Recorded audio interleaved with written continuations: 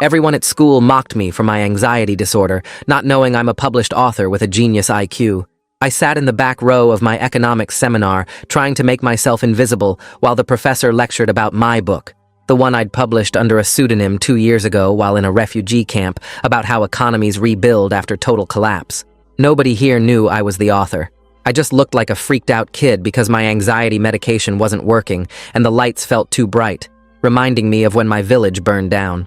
Professor Mitchell noticed my shaking hands and announced to the class, "Looks like someone forgot to take their crazy pills this morning. This is what happens when admissions lets in charity cases who can't handle academic pressure." The entire lecture hall turned to stare at me while I tried to steady my breathing. "Maybe you should go to the counseling center instead of wasting everyone's time here. Actually, maybe you should just go back to whatever bombed-out country you crawled from." I stayed in my seat, focusing on my notes, but my hand was shaking too badly to write clearly. A student in the front row, wearing a designer suit, turned around and said, "He probably can't even understand the lectures. They really lower standards for refugees, don't they? My father says they let them in to make the school look compassionate, not because they can actually learn." Another student added, "He's probably illiterate in his own language too. These people come from places without real schools." When I asked a clarifying question about the material, Professor Mitchell rolled his eyes. "Can someone translate to whatever language he actually speaks? These international diversity admits never have the foundation for real academic work." He wrote my question on the board in deliberately broken English, adding random grammatical errors. "This is how you sound to us, like a child trying to speak. Maybe if your people had schools instead of wars, you could communicate properly." During the break, students surrounded my desk, and one poured coffee on my textbook, then on my notes, then grabbed my laptop and poured it there too. "Oops, but you probably stole this stuff anyway. Which war zone are you from? The one where they rape everyone or the one where they eat people?" They laughed while another said, "He's probably a terrorist. That's why he shakes. Guilty conscience from bombing civilians." When I had a panic attack triggered by someone slamming a door, the whole class started deliberately making loud noises. They slammed books, popped chip bags, and one even played actual war footage on his phone at full volume. "Look, he's crying! The big tough refugee is pissing himself over some noises." Someone took a photo of me curled up shaking. Professor Mitchell didn't stop them, instead saying, "If you can't handle normal classroom sounds, you belong in an asylum, not a university." A girl pretended to be sympathetic but said loudly, "It's not his fault his whole family died and his brain is broken. Some people just aren't meant for civilization. He should be in a psychiatric ward, not taking spots from real humans." She grabbed my face and forced me to look at her. "Poor thing, you tried so hard to pretend you're people, but we can all see you're just a damaged animal." Professor Mitchell assigned group work and announced, "Nobody has to work with him. I won't penalize you for excluding someone who'll drag down your grades. His mental illness might be contagious." Every group rejected me while he watched approvingly. "This is preparing you for the real world. No employer wants someone who might go on a shooting spree. That's what these war people do." When I submitted my paper early, Professor Mitchell held it up and ripped it in half without reading it, then spit on the pieces. "I'm not wasting time grading work from someone who shouldn't be here." He threw the wet pieces at my face. "Your dead family would be ashamed you're wasting this opportunity." The guest speaker arrived, and Professor Mitchell introduced him as the renowned economist whose life was changed by a revolutionary book. As the speaker began, a student grabbed my hair and cut off a chunk with scissors. "For my collection of subhuman samples," he said. Professor Mitchell saw but smiled. Another student said, "After this, you'll finally unalive yourself and stop contaminating our classroom with your mental illness. Do the world a favor." The whole class applauded. The guest speaker was mid-sentence when he suddenly stopped, staring directly at me. "Oh my God," he said, his voice shaking. "You're him. You're the author. I recognize you from the refugee camp documentation." He pushed past students, tears in his eyes. "This is the genius who wrote the book that revolutionized my entire understanding of economics. This young man, who you've been torturing, created the framework that's now being implemented by the World Bank." Professor Mitchell's face went white as the guest speaker reached me and said, "Your book saved my career and changed how we approach post-conflict economics globally." His hands grabbed my shoulders, and I felt the warmth of his palms through my shirt, while tears ran down his cheeks. The entire lecture hall went dead quiet. Every single person stopped moving. Professor Mitchell stood frozen at the front with his mouth hanging open. The marker in his hand dropped and rolled across the floor. My whole body started shaking harder than before.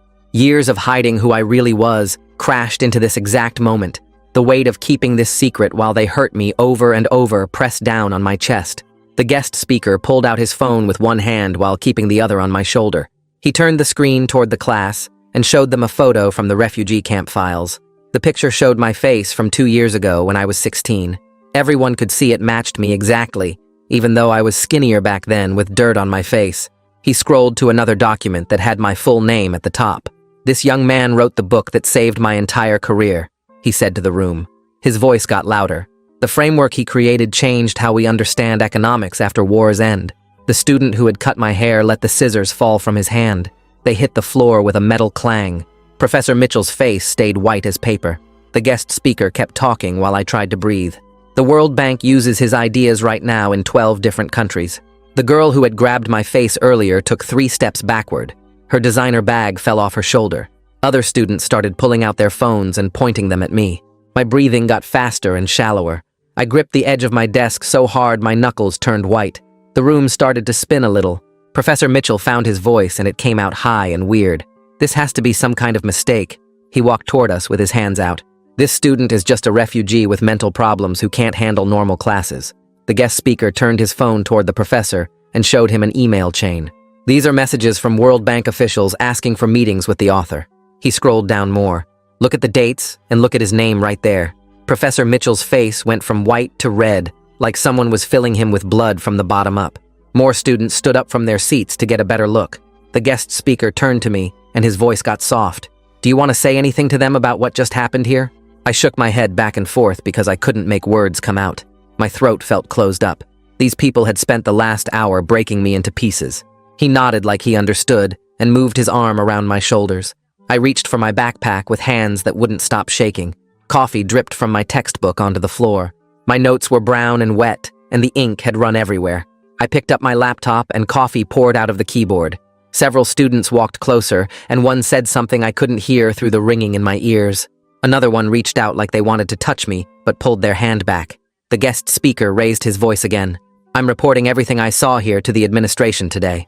His arm stayed firm around my shoulders. "What you did to this young man is beyond wrong." The classroom felt like it was tilting to one side. I shoved my ruined stuff into my bag while coffee leaked through the bottom. The guest speaker helped me stand up, and we walked toward the door. He turned back to Professor Mitchell. "My presentation is canceled." His voice was cold and flat. "I won't speak in a room where this happens." We went through the door into the hallway, and the bright lights made me squint. He looked at the chunk of hair missing from the side of my head. "Do you need a doctor for that? Or for the burns?" Coffee had soaked through my shirt and left red marks on my skin. I managed to whisper that I just needed somewhere safe to breathe. He guided me down the hall to an empty conference room and helped me sit in a chair. My whole body kept shaking. He found a water fountain and brought me a cup, while I pressed my palms flat on the table and counted my breaths. 5 counts in and 7 counts out like my therapist taught me. The panic started to get smaller after a few minutes. When I could talk again, I asked him to please not tell anyone else about my book for now. "I'm not ready for that kind of attention," I said. He agreed right away and promised to support whatever I decided.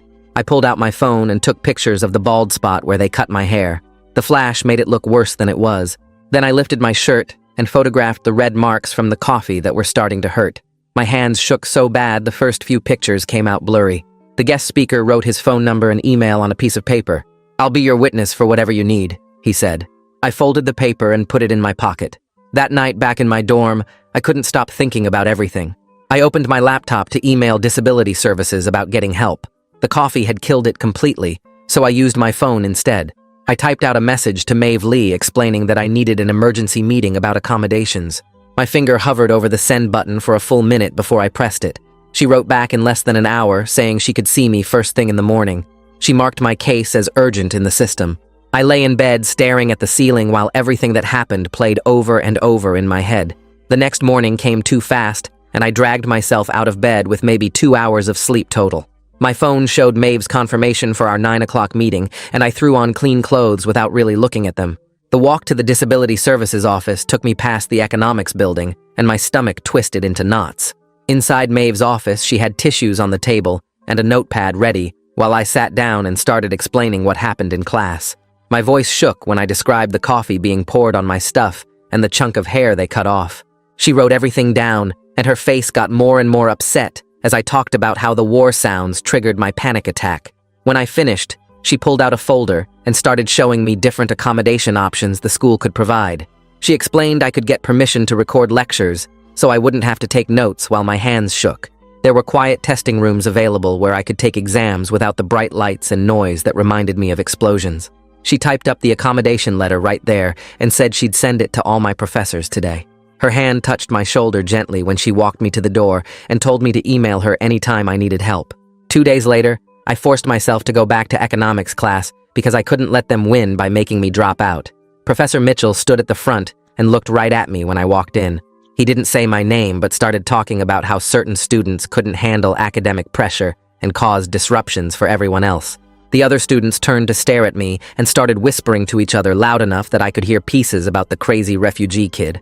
Someone behind me kept tapping their pen on the desk in a rhythm that sounded like gunfire. My notebook stayed closed because my hands were shaking too bad to write anything down. Professor Mitchell kept making comments about diversity admits who didn't belong in real universities. Halfway through the class, I stood up and walked out while everyone watched. Back in my dorm, I opened my laptop and started typing out everything that had happened since the semester started. The document filled up fast with dates and exact quotes from Professor Mitchell's comments about refugees and mental illness. I wrote down the names of every student who participated in the abuse and what they did. The timeline went back weeks with smaller incidents I'd tried to ignore before they got worse. Each entry had specific details about who was there and what they saw happen. The list got longer than I expected, and seeing it all written out made the pattern impossible to deny. My fingers kept typing for hours as I remembered more incidents and added them with careful notes about witnesses. 3 days went by while I stared at that document and tried to decide what to do with it. Part of me wanted to just switch to another section quietly and avoid the whole mess. But then I remembered surviving the attack on my village and living through the refugee camp and writing my book while everything burned around me. I opened the university website and found the Institutional Equity Office page with Carol Mackenzie's contact information. My mouse hovered over the appointment link for a long time before I clicked it and selected the first available slot. The confirmation email came through right away, and my anxiety spiked, but I told myself I'd survived worse than this. Carol's office had certificates on the wall and a recording device on the desk when I walked in for my appointment. She asked me to start from the beginning and took notes on her computer while I talked through the whole pattern of discrimination. Her questions were specific about dates and witnesses, and she wanted exact quotes when I could remember them. She pulled up a document explaining the investigation process and my rights during it, including protection from any retaliation.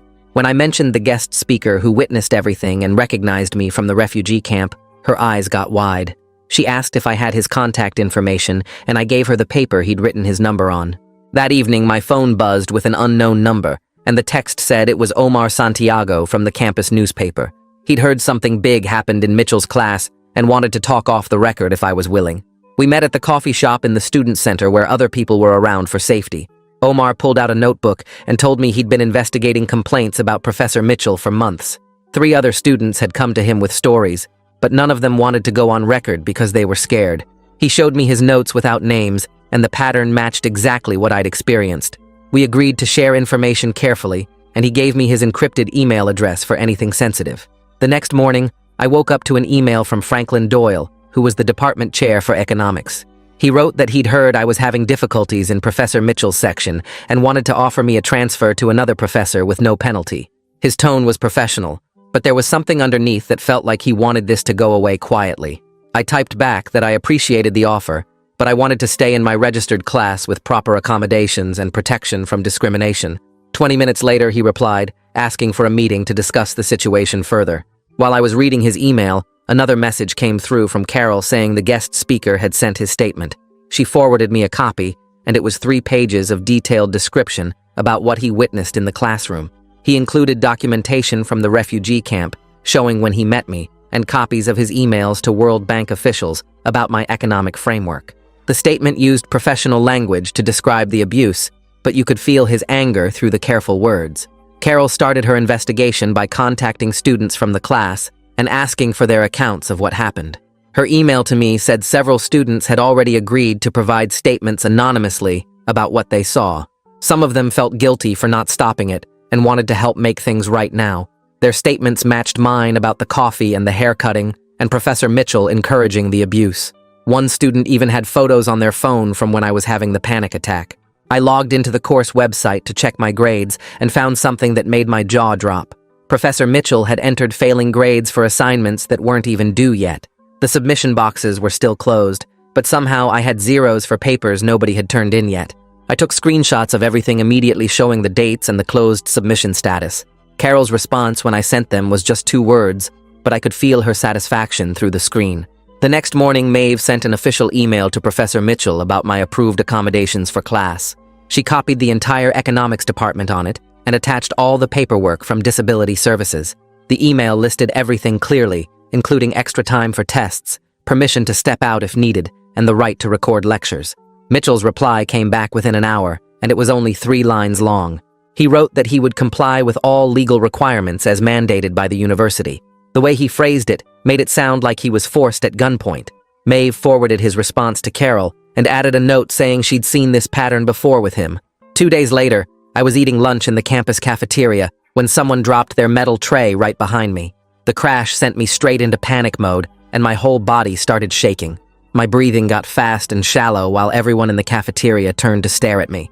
But instead of running away like I usually did, I remembered what Maeve taught me about grounding exercises. I put my hands flat on the table and counted 5 things I could see, then 4 things I could touch. My breathing slowed down bit by bit while I stayed in my seat. After about 3 minutes, I was calm enough to finish my sandwich. It wasn't much, but staying there instead of fleeing felt like winning a small battle. That same afternoon, Omar's article came out in the campus newspaper about discrimination in certain departments. He didn't name Mitchell directly, but anyone who knew the situation could tell who he meant. The piece talked about refugee students facing hostile classroom environments and professors who made comments about their backgrounds. Within hours, the article was shared all over campus social media. Students started commenting with their own stories about similar experiences. The economics department suddenly had a lot more eyes on it. Walking to the library the next day, one of the students from Mitchell's class stepped right in front of me. He grabbed my backpack strap and yanked me backward while telling me I was making trouble for everyone. His face was red, and he kept poking me in the chest, saying I should drop the complaint. 2 campus security officers happened to be walking by and saw the whole thing. They separated us immediately and took both our statements right there on the sidewalk. The student tried to say we were just talking, but the officers wrote down that he'd grabbed me. They gave me a copy of their incident report and said it would be filed with the main security office. Carol called me that evening to say she'd gotten the security report already. She also told me she'd interviewed Mitchell that afternoon about my allegations. He apparently spent the whole interview talking about maintaining academic standards and managing classroom disruptions. He claimed I was too sensitive and couldn't handle normal academic pressure. Carol said his explanations sounded weak when she compared them to all the witness statements she'd collected. She mentioned he seemed nervous and kept asking what evidence she had. The next morning, Omar texted me that someone had leaked an email to him. Mitchell had sent it to other economics professors last semester, complaining about diversity admits and refugee students. In the email, he wrote that these students lowered the quality of education for everyone else. He also made jokes about their English skills and suggested they shouldn't be admitted at all. Omar verified it was real by checking with his sources in the IT department. He published excerpts from it in a follow-up article that afternoon. The administration couldn't pretend they didn't know about the pattern anymore. Franklin called me into his office that same day to suggest mediation between Mitchell and me. He said it would be faster than a formal investigation and might help us both move forward. I told him no immediately and explained that mediation only works when both people have equal power. Mitchell controlled my grades and my academic future, while I had nothing. Franklin seemed surprised by my answer but said he understood my position. Carol later told me she was glad I refused and made a note about it in my file. When I got back to my dorm that night, there was a folded paper under my door. Another refugee student had written to say they knew what I was going through. They shared their own story about facing discrimination from Mitchell 2 years ago. They said they'd been too scared to report it, but seeing me stand up gave them hope. The note was anonymous, but they included details that matched other complaints Carol had mentioned. I scanned it and sent it to her as more evidence of the pattern. She replied saying this showed the problem affected more students than just me. The campus legal aid clinic gave me a free consultation the next week about my rights. The lawyer there explained I had grounds for both a university complaint and possibly a civil case. She went through all my options, including filing with the State Human Rights Commission if needed. Having legal options made me feel less trapped in the situation. She gave me her card and said to call if things got worse. Before leaving, I gave Carol a USB drive with audio recordings from Mitchell's classes. I'd been recording them on my phone to help with note-taking because of my accommodations. The recordings happened to catch several of his discriminatory comments, including the one about charity cases. Carol's eyes got wide when she listened to a sample of them. She confirmed these were admissible evidence, since the syllabus said students could record lectures. The evidence against Mitchell kept growing every day. 2 days later, Carol called me into her office, where she showed me a letter from the university, stating that Professor Mitchell had been placed on administrative leave effective immediately while they investigated the complaints. My hands shook reading it, but not from fear this time. She explained a substitute would take over the economics class starting tomorrow, and Mitchell wasn't allowed on campus or to contact any students during the investigation. When I walked into class the next morning, the whole room felt different without Mitchell standing at the front.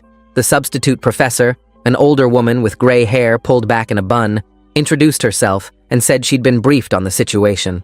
Students actually raised their hands to ask questions instead of staying silent. Some kids who never spoke before started participating. The guy who'd cut my hair wouldn't look at me, but a girl from the second row smiled and nodded when I walked past. Outside class, the reactions split hard. 3 students cornered me by the library to say I was making everything up for attention and that Mitchell was a good professor who just had high standards. They said I was ruining his career because I couldn't handle real academic work.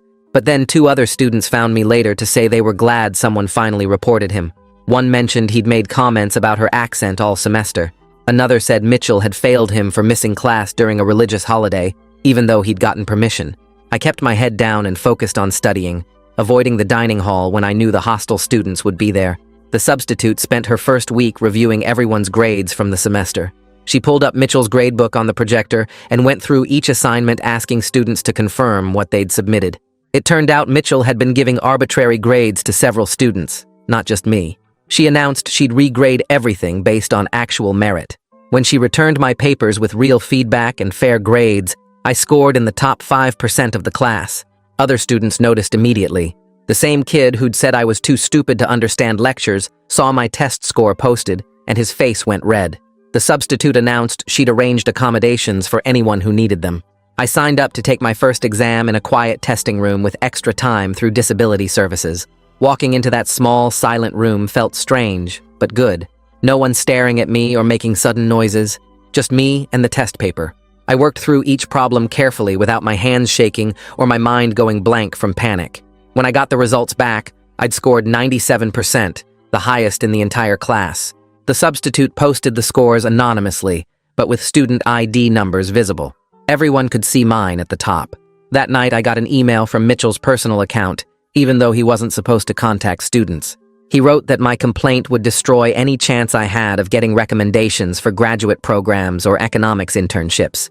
He said everyone in the field would know I was a troublemaker who couldn't handle criticism.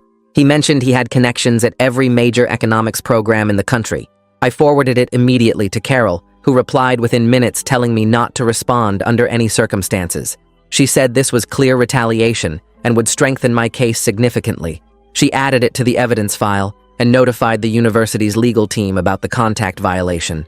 The next morning, the guest speaker emailed asking if we could talk privately. We met at a coffee shop off campus where he said he wanted to provide sworn testimony to the hearing committee about my authorship if I was comfortable with that. He pulled out a folder with photos from the refugee camp, correspondence about my book, and emails from World Bank officials discussing my framework. He said he'd respect whatever I decided, but wanted me to know he'd support me completely. I told him I needed time to think about revealing that part of my identity. He gave me his business card and said to call anytime, day or night, when I decided. Later that week, I sat in Maeve's office going through the pros and cons of letting the committee know about my authorship. She had a whiteboard where we mapped out the potential impacts on my privacy, my academic career, and my mental health. She pointed out it would give context to Mitchell's discrimination, but might also bring unwanted attention. We talked about how I'd handle questions about why I hid it and whether I was ready for people to know. She said there was no wrong answer, just what felt right for me. She reminded me I'd already shown incredible courage just by filing the complaint. After 3 days of thinking about it constantly, I decided to let the guest speaker tell the committee, but ask them to keep it confidential from the broader campus.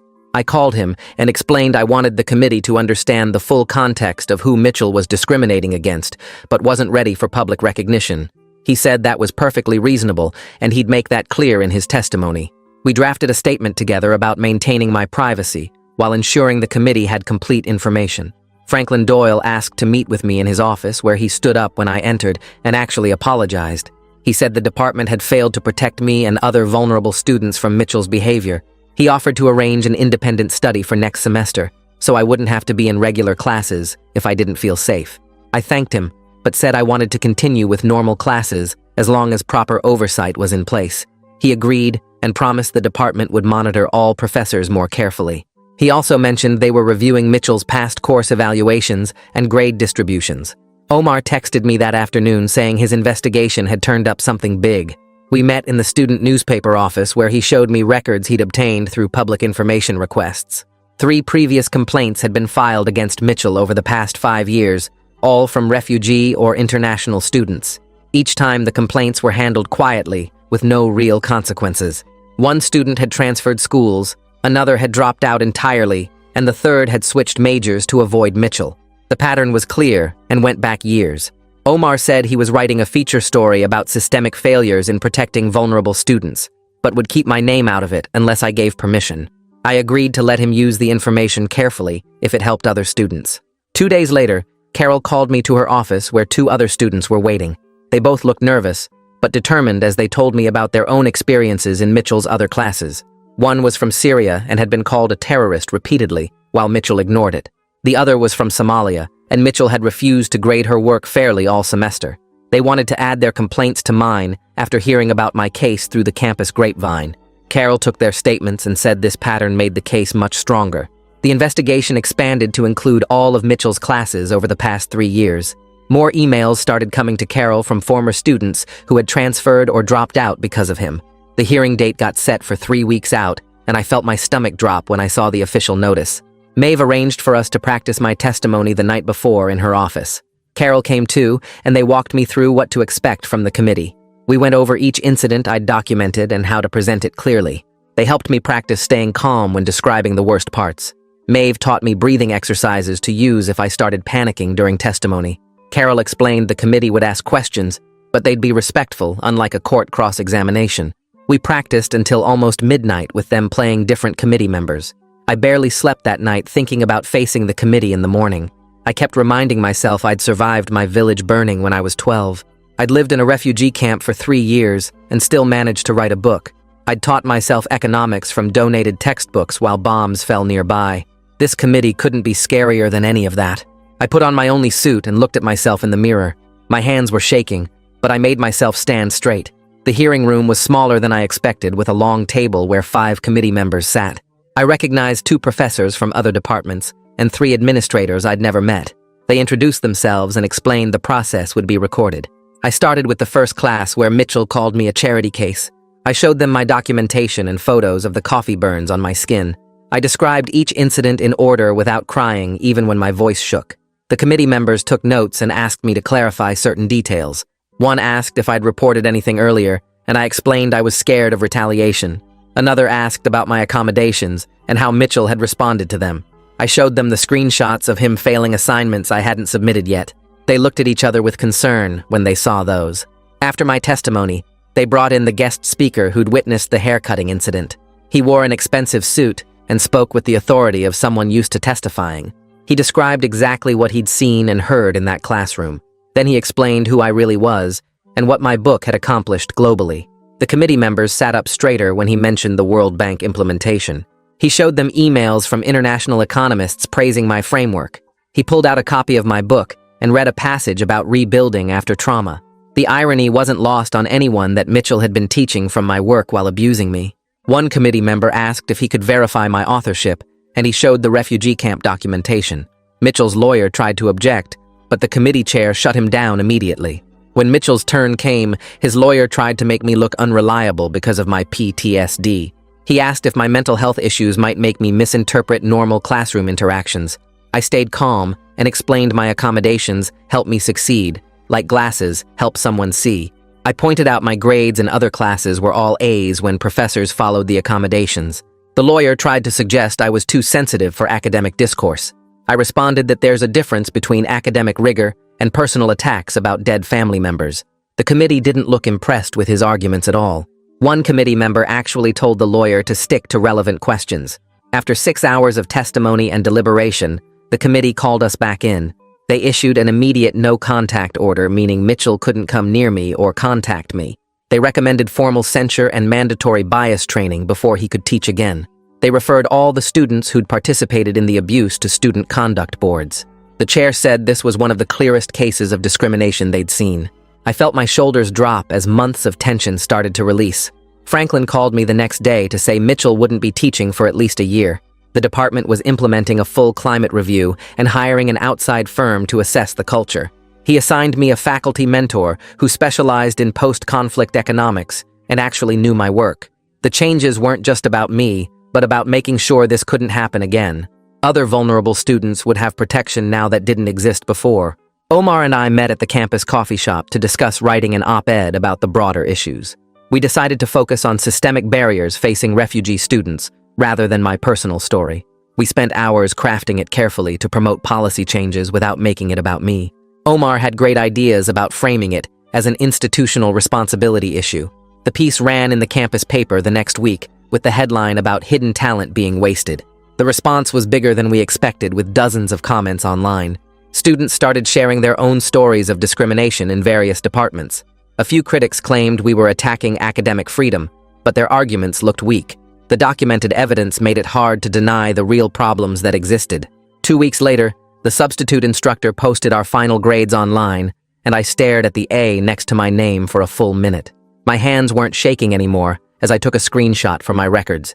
The grade calculation showed my papers and exams all scored in the top percentile once someone actually read them.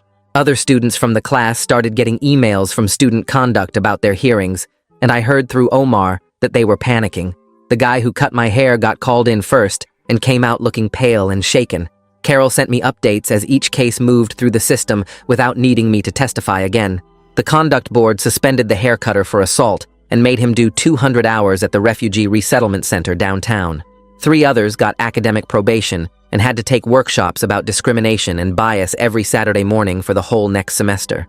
The girl who grabbed my face had to write a 10-page reflection paper about dehumanization that would go in her permanent file. Mitchell's case took longer, but Franklin finally called me into his office to explain the outcome. The university gave Mitchell formal censure, which meant a permanent mark on his employment record that would follow him everywhere. They removed him from all teaching duties for a full year, and he had to complete intensive bias training before he could even apply to return. He kept his tenure because of union rules, but his reputation was destroyed, and everyone knew why he wasn't teaching. I started going to the counseling center twice a week to work on my PTSD with a therapist who specialized in war trauma. She taught me breathing techniques that actually helped when doors slammed or loud noises happened. The panic attacks still came, but I learned to recognize the warning signs and get somewhere safe before they peaked. We worked on separating past trauma from present triggers, and I practiced grounding exercises between sessions.